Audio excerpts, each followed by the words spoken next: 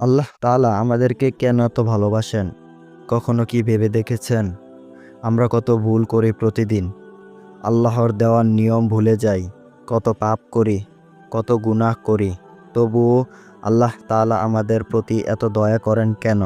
কারণ আল্লাহ তাআলা আমাদেরকে সৃষ্টি করেছেন ভালোবেসে।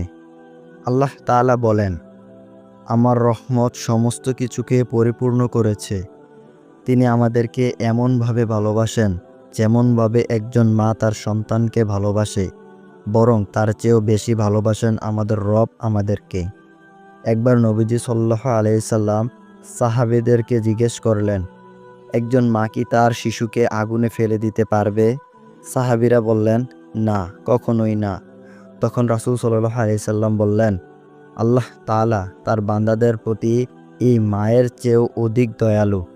তাহলে ভাবুন, আমরা যখন ভুল করি তখনও আল্লাহ আমাদের দরজা বন্ধ করেন না, বরং তিনি বলেন, হে আমার বান্দারা, যারা নিজেদের ওপর জুলুম করেছ, আল্লাহর রহমত থেকে নিরাশ হয়েও না।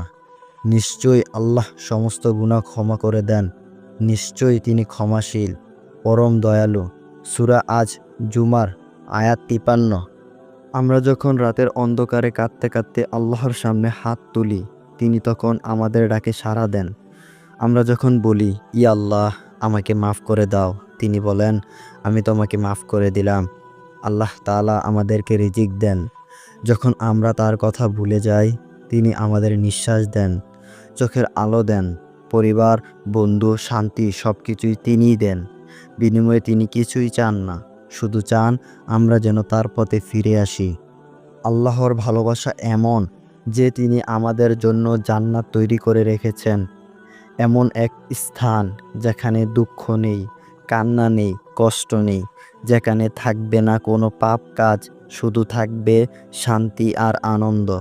তাই আমাদের এখন উচিত আল্লাহর ভালোবাসার মূল্য দেওয়া, তার অবাধ্যতা থেকে ফিরে আসা, নামাজ পড়া, কোরআন পড়া, পাপ থেকে বাঁচার জন্য তওবা করা এবং যতটুকু পারি আল্লাহর সন্তুষ্টির পথে চলা। কারণ আল্লাহ আমাদের ভালোবাসেন।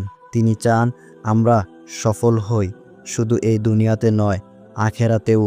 ভুল করলেও ভয় পেও না, আবার ফিরে এসো তার কাছে। আল্লাহ কখনো কাউকে ফিরিয়ে দেন না, কারণ তিনি আল ওয়াদুদ, পরম ভালোবাসার মালিক।